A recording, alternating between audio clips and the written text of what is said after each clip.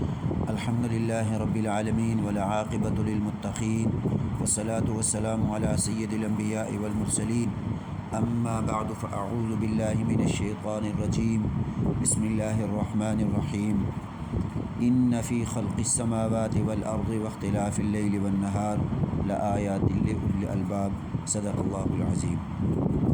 درود شریف پڑھ لیں۔ اللہم صلی علی محمد وعلی آل محمد کما صلیت علی ابراہیم وعلی آل ابراہیم انک حمید مجید۔ اللہم بارک علی محمد وعلی آل محمد کما بارکت علی ابراہیم وعلی آل ابراہیم انک حمید مجید۔ میرے انتہائی معزز محترم سامعین و ناظرین، آج کے درس میں ہم یہ پڑھیں گے کہ الحاد کی طرف کون سے ایسے اسباب اور کون سے ایسے محرکات ہوتے ہیں جو الحاد کی طرف مائل کرتے ہیں۔ تو ہمارے آج کے درس کا جو عنوان ہے وہ ہے الحاد کی طرف مائل کرنے والے اسباب اور محرکات۔ ہم ان کو جاننے کی، پڑھنے کی کوشش کریں گے۔ یاد رکھیں، یہ جتنے بھی ہم آج کے درس میں یہ عنوانات کے اعتبار سے ہم محرکات و اسباب پڑھیں گے، ضروری نہیں ہے کہ یہ اسباب کسی میں موجود ہوں تو وہ ضرور ملحد ہوگا، بلکہ تجربہ یہ ہے کہ انسان جب ملحد ہوتا ہے تو وہ عمومی طور پر انہی اسباب اور محرکات کی وجہ سے الحاد کی طرف چلا جاتا ہے۔ جی، بسا اوقات بہت ساری چیزیں ایسی ہوتی ہیں جو الحاد کی طرف براہ راست جو ہے وہ مشیر نہیں ہوتی، بلکہ الحاد کی طرف لے جانے میں مفید اور مددگار ہوتی ہیں۔ یعنی یوں کہہ سکتے ہیں کہ بہت ساری چیزیں ایسی ہوتی ہیں جن کی وجہ سے انسان ملحد نہیں ہوتا، لیکن جب انسان دیگر اسباب، عوارض، محرکات کی وجہ سے الحاد کی طرف جاتا ہے تو وہ چیزیں بھی اس میں مددگار ہوتی ہیں اور اس میں معاون بن جاتی ہیں۔ خیر، بہرحال ایک بات یہ ذہن میں رہے کہ الحاد کے اسباب سے پہلے ہم یہ سمجھتے ہیں کہ انسان جتنا شریعت کے اصولوں، قواعد اور مبادئات سے بے خبر ہوگا، شریعت کے بارے میں وہ غافل ہوگا، شریعت کے بارے میں اسے علم نہیں ہوگا، اتنا ہی الحاد کی طرف اس کے جانے کا خطرہ زیادہ ہوگا۔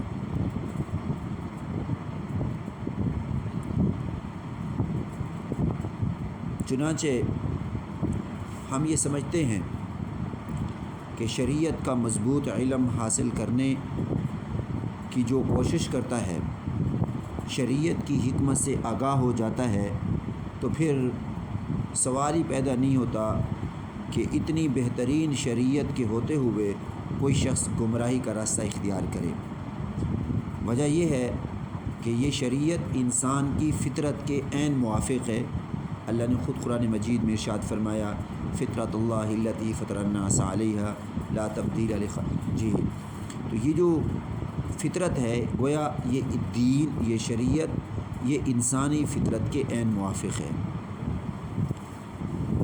بہرحال ملحد لوگ جو دین بیزار ہوتے ہیں، وہاں الحاد کے پھیلنے کا، الحاد کی طرف ان کے جانے کا جو پہلا سبب ہے، ہم سمجھتے ہیں وہ سائنس کا فلسفہ ہے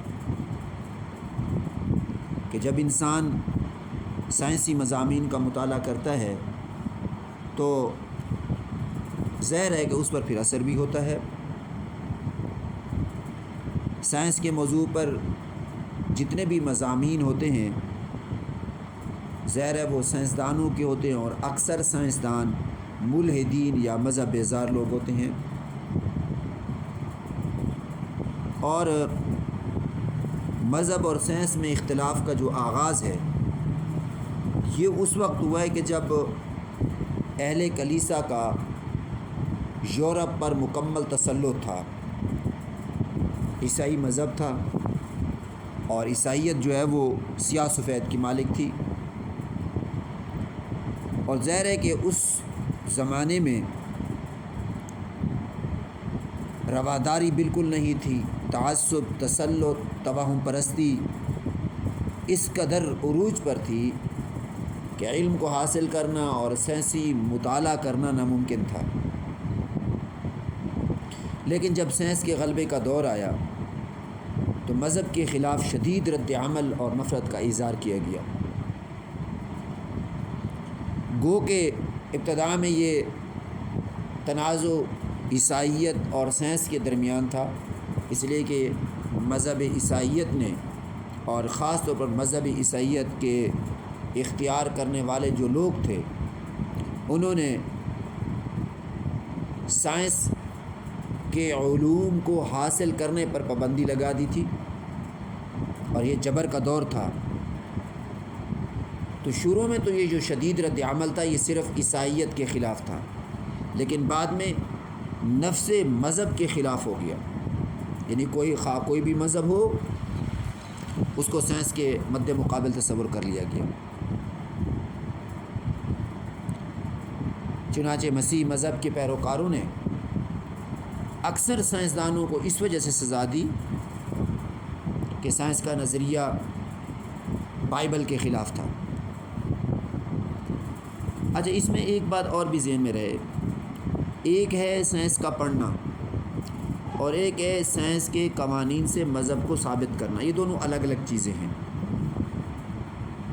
اور ہم پہلے ایک درس میں یہ بات پڑھ چکے ہیں کہ مذہب کا جو اکثر حصہ ہوتا ہے وہ انسان کی عقل سے دور دور ہے، عقل سے ماوراء ہے، کیونکہ انسان کی عقل ہے محدود، اور مذہب کی بنیاد وحی پر ہے۔ یعنی آپ یوں سمجھ لیں کہ عقل جہاں ختم ہوتی ہے شریعت وہاں سے شروع ہوتی ہے، وحی وہاں سے شروع ہوتی ہے، اور ہمارے مذہب کوئی بھی ہو اس کی بنیاد وحی پر ہوتی ہے۔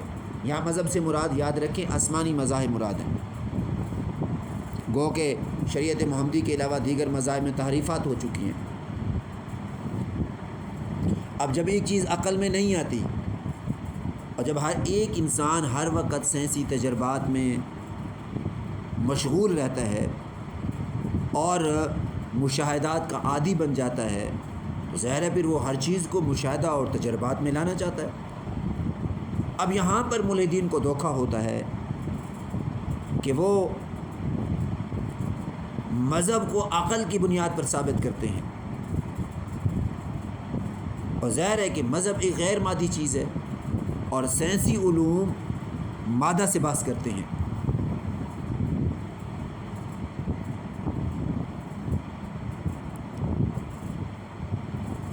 لہٰذا یہاں سے وہ دھوکہ کھاتے ہیں، اور پھر انسان کے لیے فیصلہ کرنا مشکل ہوتا ہے کہ مشاہدہ اور تجربات سے بھی کوئی چیز بہر موجود ہو سکتی ہے۔ اس لیے یہ جتنے بھی ملحدین ہیں وہ یہی کہتے ہیں کہ یہ چیز ہمارے عقل میں نہیں آتی۔ تو الہاد کی طرف سب سے بڑا جو محرک اور سبب ہے مائل کرنے والا وہ ہے جدید سائنس۔ دوسری وجہ الہاد کی طرف وہ ہے ٹیکنالوجی سے محبت اور اس سے متاثر ہونا ہے۔ یعنی جب ایک انسان یہ دیکھتا ہے کہ سائنس کی وجہ سے دوسری قوموں نے ترقی کی ہے تو اس سے انسان جو ہے احساس کمتری کا شکار ہوتا ہے، اور وہ یہ سمجھتا ہے کہ پیچھے رہنے کی جو صرف وجہ ہے وہ مذہب ہے، کہ مذہب ہماری ترقی میں رکاوٹ ہے۔ اسی وجہ سے عام طور پر آپ سننے میں یہ جملے آتے ہیں کہ مدرسہ، مسجد، مولوی یہ ترقی کی راہ میں رکاوٹ ہیں۔ لیکن ہم کہتے ہیں کہ مذہب اسلام ترقی کا ضامن ہے، کیونکہ اہل مغرب اور مغرب جس سائنسی علوم سے آراستہ ہے یہ سب کچھ دین اسلام کا فیض ہے۔ آج اگر مغرب نے ترقی کی ہے تو یہ سب دین اسلام کا فیض ہے، اور دین اسلام کا یوں سمجھ لیں کہ اس کے سبب سے ہے۔ اندلس کے مسلمانوں نے سیاسی علوم کو یورپ میں منتقل کیا اور یورپ نے عرب اور اندلس کے مسلم سائنسدانوں سے علم حاصل کیا۔ اگر یورپ کے لوگوں نے عرب اور اندلس کے سائنسدانوں سے علم حاصل نہ کیا ہوتا تو ان کی حالت بھی افریقہ کے وحشی اقوام کی طرح ہوتی۔ آج اگر یہ جدید سہولیات، ٹیکنالوجی اور جتنی بھی چیزیں سہولیات کی پرتعیش زندگی گزار رہی ہیں، اس تمام کا سہرا مسلم سائنسدانوں کی طرف ہے اور ان کے سر ہے۔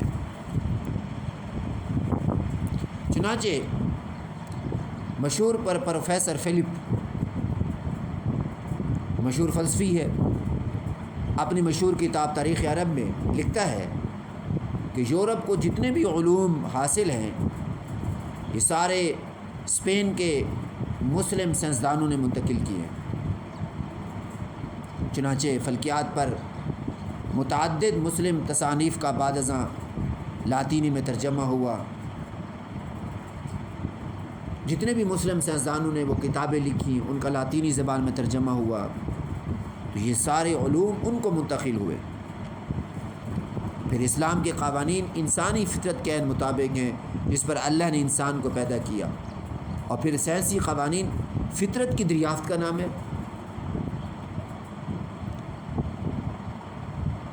جی، تو جو جدید ٹیکنالوجی ہے، آج جب ایک انسان احساس کمتری کا شکار ہو کر اس کی طرف مائل ہوتا ہے تو وہ دین اور مذہب بیزار بن جاتا ہے۔ اور ایک چیز اور بھی ذہن میں رہے کہ مذہب اور سائنس میں جب مقابلہ ہوتا ہے، جیسے کہ عام طور پر ملحدین کرتے ہیں، یہ تب ہوتا، مذہب اور سائنس میں مقابلہ تب ہوتا کہ جب دونوں کا دائرہ کار ایک ہوتا۔ حالانکہ مذہب کا دائرہ کار اور ہے اور سائنس کا دائرہ کار اور ہے۔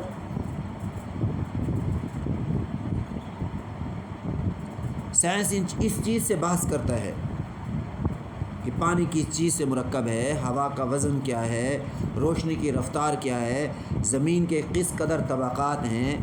مذہب کو ان سے کچھ تعلق نہیں۔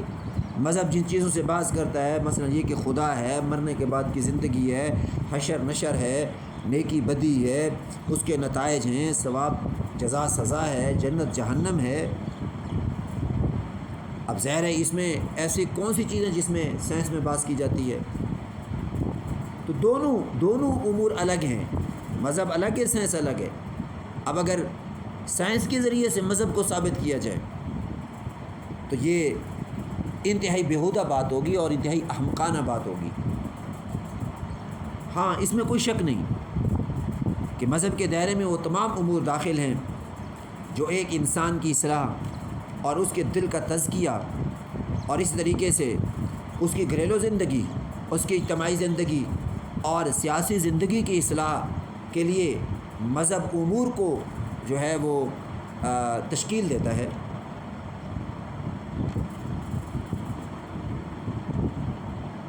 لیکن یہ کہہ دینا کہ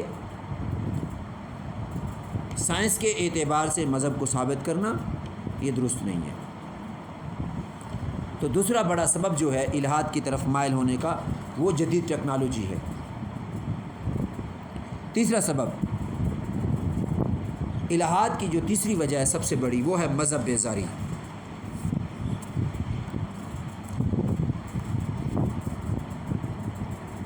وہ لوگ جو ملحدین بن جاتے ہیں، مذہب بیزار ہوتے ہیں، دین بیزار ہوتے ہیں، یعنی لوگ مذہب پر اعتراض کم ہی کرتے ہیں، بلکہ علماء کرام دیندار لوگوں کے پیچھے باتیں کرتے ہیں، انبیاء علیہ السلام کی گستاخیاں کرتے ہیں،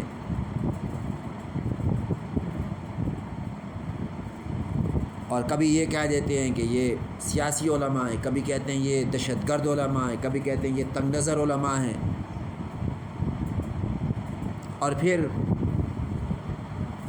بھونڈے قسم کا پروپیگنڈا اور فضول قسم کے اعتراضات ہوتے ہیں، اور جو لوگ مذہب سے ناواقف ہوتے ہیں وہ مذہب سے بیزار ہو جاتے ہیں، اور وہ ایک مذہب کو دہشت گرد، انتہا پسند، وحشی قسم کا ایک یوں سمجھ لیں کہ تصور کرتے ہیں، اور پھر وہ الحاد کی راہ پر چلتے ہیں۔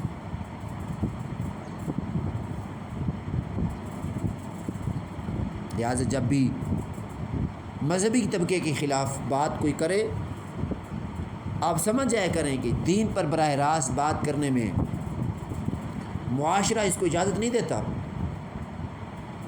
لیکن یہ دینی طبقے کے خلاف جو بات کر رہا ہے وہاں پر آپ کا فرض بنتا ہے کہ مذہبی طبقے اور اسلام کا دفاع کریں، دلائل کے ذریعے سے انہیں بتائیں، پچھلی قوموں کی تاریخ انہیں دکھائیں کہ دیکھیں کون کامیاب ہوا ہے، کون ناکام ہوا ہے۔ لیکن یہ سب تمام چیزیں دفاع جو ہے وہ دلائل کی بنیاد پہ ہو، جذبات کی بنیاد پہ نہ ہو، اور اسی طریقے سے لڑائی جھگڑے کی بنیاد پہ بھی نہ ہو۔ یہ مذہب بیزاری بھی کہ دوسروں کو دیکھ کر، دوسروں کے اعتراضات کو دیکھ کر دین کو چھوڑ دینا، مذہب کو چھوڑ دینا اور مذہب پہ اعتراض شروع کر دینا، یہ ناواقفیت کی بنا پر اور مرعوبیت کی بنا پر ہے۔ یہ بھی ایک سبب ہے مستقل ہے۔ الحاد کا چوتھا بڑا سبب جو ہے وہ یہ ہے کہ جو مستشرقین ہیں، یہ جدید سکالر، اپنے آپ کو جو سکالر کہتے ہیں، من مانی دین کی تشریحات کرنا، من مانی تعبیرات اختیار کرنا، دل میں آئے تو اپنی آسانی اور سہولت کے لیے کسی حکم کا انکار کر دینا، کسی حدیث کا انکار کر دینا، تفسیر کا انکار کر دینا۔ لوگ جب ان سہولیات کو دیکھتے ہیں، ظاہر مذہب سے ناواقفیت ہے، مذہب سے واقفیت نہیں ہے، اور وہ جب یہ دیکھتے ہیں کہ فلاں سکالر ٹی وی پر، سوشل میڈیا پر آ کر یہ سہولیات دیتا ہے اور وہ یہ کہتا ہے کہ دین میں اتنی سختی نہیں ہے، کوئی پردہ کوئی ضروری نہیں ہے، پردہ تو صرف دل کا ہونا چاہیے، تقویٰ تو دل میں ہونا چاہیے، آنکھوں کا کیا تقویٰ ہے؟ نماز پڑھنا، روزہ رکھنا انسان کی ذاتی عبادت ہے، وہ چاہے کرے نہ کرے، کوئی اس پر جبر تو نہیں کر سکتا۔ جب بچہ عاقل بالغ ہو جاتا ہے اب وہ اس کے اختیار میں ہے، اب اس کا اختیار ہے، چاہے وہ کچھ کرے نہ کرے، والدین کی کیا ذمہ داری ہے؟ اب یہ جو مستشرقین کا فہم ہے، یہ خیر القرون کے زمانے کا جو فہم تھا، رسول اللہ صلی اللہ علیہ وسلم، صحابہ اکرام، تابعین اعظام، تبع تابعین، ہمارے علماء اکابرین، یہ ان کے سراسر خلاف ہے۔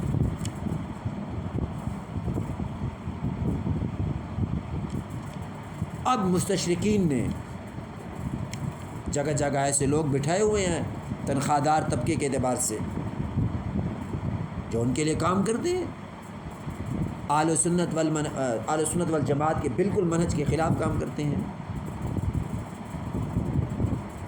بہت سارے لوگ ہیں، اسلام کا نام لیں گے، قرآن کا نام لیں گے، نبی کا نام لیں گے، جنت جہنم کا نام لیں گے، لیکن اپنی دل کی پسند کے اعتبار سے، قرآن و سنت کے مفہوم کے اعتبار سے نہیں، نہ ہی قرآن و سنت کو وہ سمجھتے ہیں، نہ ان کی اتنے ان کے اندر استعداد اور صلاحیت ہے کہ وہ قرآن و سنت سے مسائل کا استنباط کر سکیں۔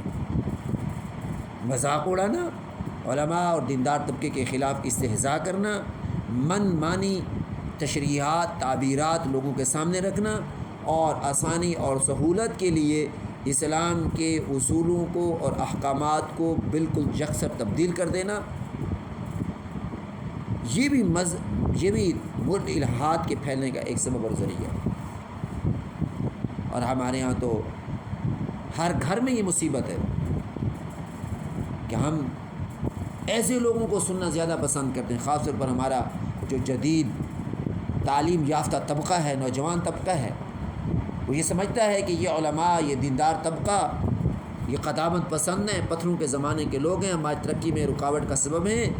در حقیقت علم تو ایسے لوگوں سے حاصل کرنا چاہیے جو جدید یونیورسٹیوں سے، یہودی مستشرقین سے پڑھے لکھے لوگ ہیں۔ آپ دیکھ لیں پاکستان میں ایسے کتنے اسکالر پھر رہے ہیں جو صبح سے لے کر شام تک، شام سے لے کر صبح تک آپ کو ٹی وی کی اسکرینوں پہ نظر آتے ہیں، اور وہ دین کا علم لوگوں کو بتا رہے ہیں، سکھا رہے ہیں۔ مذہب بیزاری اور الحاد کی طرف پھیلنے کا یہ ایک سبب یہ بھی ہے۔ اس لیے اپنی نوجوان نسل کو ان چیزوں سے بچائیں۔ پانچویں سب سے بڑی وجہ الحاد کی طرف مائل ہونے کی وہ یہ ہے کہ مذہب کی جو جتنی بھی تعلیمات ہیں ان کو عقل کے معیار پر پرکھتے ہیں، عقل کے پیمانے پر پرکھتے ہیں۔ عقل مثال کے طور پر جن چیزوں کا فیصلہ عقل کرتی ہے، ملحدین یہ سمجھتے ہیں کہ مذہب کو عقل کی بنیاد پر پرکھنا چاہیے، جو چیزیں عقل کے موافق ہوں لے لو، جو چیزیں عقل کے موافق نہیں چھوڑ دو۔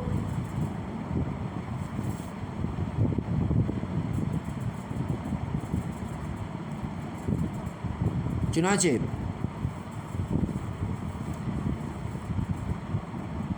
سائنس کے لیے جتنے بھی اصول وضع ہیں، جن اصولوں کی بنیاد پر یہ مذہب بیزار طبقہ جو اپنے آپ کو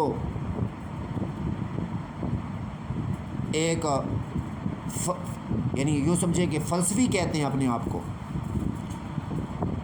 جو بہت زیادہ قائل ہیں اس بات کے کہ ہر چیز سے باس عقل کی بنیاد پر ہو، منطق کی بنیاد پر ہو، دلیل کی بنیاد پر ہو، ایک لاجک ہو۔ ظاہر ہے کہ سائنس کی جتنے بھی اصول ہیں وہ وضع کرنے والے کون تھے؟ مذہب بیزار طبقہ، زیادہ تر اس میں ملحدین لوگ ہوتے ہیں۔ اور پھر سائنسی اصولوں سے، جیسے پیچھے عرض کر چکا ہوں کہ سائنسی اصولوں سے شریعت کو ثابت کرنا بھی بے فائدہ ہے۔ کیوں کہ سائنس اور شریعت یعنی مذہب کا دائرہ کار الگ الگ ہے، سائنس کا اور ہے، شریعت کا اور ہے۔ جب کبھی بھی علوم عقلیہ کو علوم شریعہ پر تجربہ اور قیاس کیا جائے گا تو یہ صحیح نہیں ہوگا۔ کیوں؟ علوم عقلیہ انسان کی عقل کی پیداوار ہیں، اور علوم شریعہ آسمان سے وحی کے ذریعے نازل ہوتے ہیں، ان کا مدار، ان کا معیار اور چیز ہے جو ہماری عقل سے ماورا ہے۔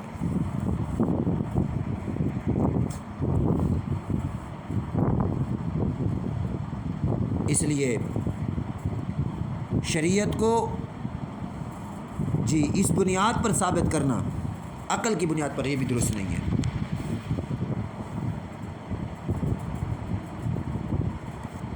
الحاد کے پھیلنے کی ایک وجہ جتنے بھی مسلم ملک ہیں ان کے مسائل ہیں۔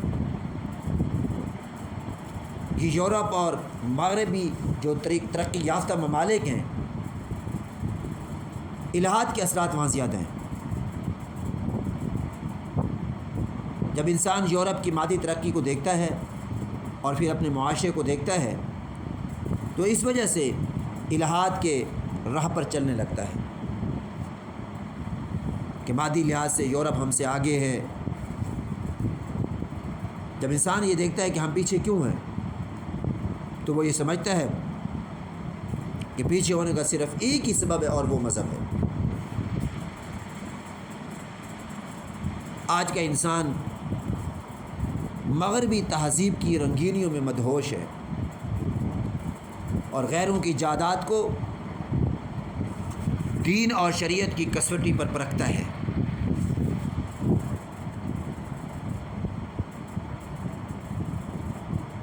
اور وہ چیز سمجھتا ہے کہ اگر دین اور شریعت غیروں کی ایجادات کے متصادم ہے تو وہ دین اور شریعت کو چھوڑ دیتا ہے اور وہ غیروں کی ایجادات پر عمل کر لیتا ہے۔ لیکن ہم یہ کہتے ہیں کہ انسان کی خوشی اور جو مسرت اور یہ جو انسان کو سرور حاصل ہوتا ہے یہ مادی ترقی میں نہیں ہے، یہ دین اسلام کا پیغام اپنانے میں ہے۔ اگر یہ جو دنیاوی چہل پہل ہے اور یہ پارکیں بنانا، لمبی چوڑے سڑکیں بنانا، ٹیکنالوجی کے بہتات اگر لوگوں کو خوشی دے سکتی تو آج امریکہ اور یورپ کے جتنے ممالک ہیں، برطانیہ سے لے کر امریکہ تک، اور امریکہ سے لے کر کینیڈا تک جتنے ممالک ہیں، وہاں بسنے والا انسان دنیا میں سب سے زیادہ مطمئن ہوتا، خودکشیاں نہ ہوتی، یہ چوکوں چوراہوں پر لوگ نشہ نہ کرتے۔ حالانکہ ہم روزانہ سنتے اور پڑھتے ہیں کہ یورپ اور امریکہ جرائم کی اماجگاہ بن چکے ہیں۔ مغرب انسانوں کو درپیش نفسیاتی امراض میں سب سے آگے ہے۔ مغرب میں عورت کی عزت محفوظ ہے، نہ انسانی حقوق کا تحفظ۔ لہٰذا یہ مسائل مسلم ممالک کے جو مسائل جن سے انسان مذہب بیزار بنتا ہے، یہ اپنی ناواقفیت کی بنا پر بنتا ہے۔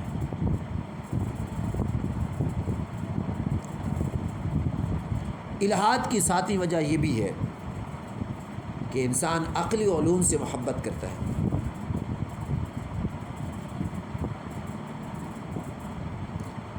جب انسان کا تعلق اللہ کے ساتھ کمزور درجے کا ہو، دین پر عمل کمزور درجے کا ہو، دینی علوم سے واقفیت نہ ہونے کے برابر ہو، تو پھر انسان مادی علوم سے محبت کرتا ہے۔ ظاہر ہے انسان کے جسم میں دل ہے اور روح ہے اور عقل ہے، اور جب انسان کے اعضاء دنیاوی علوم میں مصروف ہوں اور دل سے انسان کا جو دل ہے یہ غافل ہو جائے تو پھر انسان الحاد اور گمراہی کی طرف چلتا ہے۔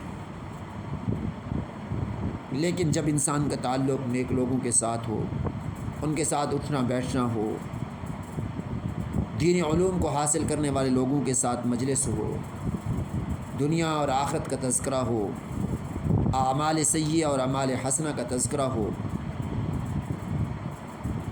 تو اس سے انسان کی روحانی تربیت ہوتی ہے اور انسان کی دلی تربیت ہوتی ہے۔ اور جب انسان شریعت پر عمل کرتا ہے تو شریعت انسان کو درس دیتی ہے صبر کا، اور شریعت سبب دیتی ہے شریعت جو ہے انسان کو درس دیتی ہے شکر کا۔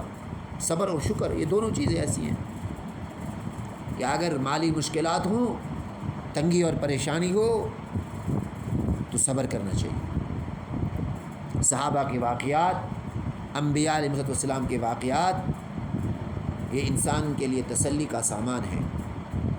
اور جب اللہ فراوانی دے دے، ہر قسم کا سکون اور اطمینان اور سہولیات حاصل ہو جائیں، پھر اللہ کا شکر ادا کرنا چاہیے، پھر انسان کو تکبر، غرور اور اترانا نہیں چاہیے۔ شریعت کہتی ہے کہ جس طرح انسان اپنے جسم کا خیال کرتا ہے، میرا جسم بیمار نہ ہو، تھکاوٹ نہ ہو، زخم نہ ہو میرے جسم پر، ایسی شریعت انسان کو حکم دیتی ہے کہ اپنے روح کا بھی خیال رکھیں۔ اور یاد رکھیں انسان کا جسم دو چیزوں سے مرکب ہے، ایک ہے روح اور ایک ہے انسان کا جسم، اور ان دونوں میں سے جو روح ہے یہ کامل درجے کی اور طاقتور چیز ہے۔ انسان کا اگر جسم کمزور ہو، انسان کا جسم بیمار ہو، انسان کا جسم مجروح اور زخمی ہو، کام چل پڑے گا، لیکن جب انسان کا روح زخمی ہو، جب وہ کمزور ہو جائے پھر کام نہیں چلتا۔ بالکل اچھا بھلا انسان ہوتا ہے، ٹھیک ٹھاک ہوتا ہے اعضاء کے اعتبار سے، جسم کے اعتبار سے، دل بیمار ہوتا ہے تو کہتے ہیں انسان کہ میرا دل نہیں کرتا، چلو یار کہیں چلتے ہیں، نہیں یار میرا دل نہیں کر رہا، میرا دل پریشان ہے۔ یہ کیا پریشانی ہے؟ یہ روح کی پریشانی ہے، یہ روح کی بیماری ہے، یہ روح کمزور ہو چکا ہے۔ اور اگر انسان کے جسم سے کوئی عضو کٹ جائے مثلا ہاتھ کٹ جائے، پاؤں کٹ جائے، آنکھ نکل جائے، کان کٹ جائے، سوائے سر کے انسان کا پورا جسم صحیح رہتا ہے، لیکن اگر روح نکل جائے جسم بیکار ہو جاتا ہے۔ معلوم ہوا کہ انسان کے جسم میں جو روح ہے یہ انسان کے جسم سے طاقتور اور قوی ہے۔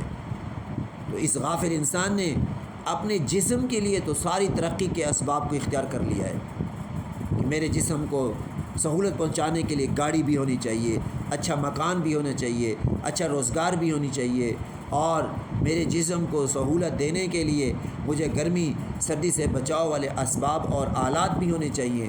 لیکن جو روح ہے، اصل چیز ہے، اس کے لیے کوئی ترقی نہیں کی، اس کے ترقی کے کوئی اسباب بھی اختیار نہیں کیے۔ جتنا انسان جدت کی طرف جاتا ہے اور جدید ترقی اور ٹیکنالوجی کی طرف جاتا ہے، اتنا ہی انسان کا روح کمزور ہوتا جاتا ہے۔ کیوں؟ اس روح کو سکون اور اطمینان ملے گا شریعت کی طرف سے۔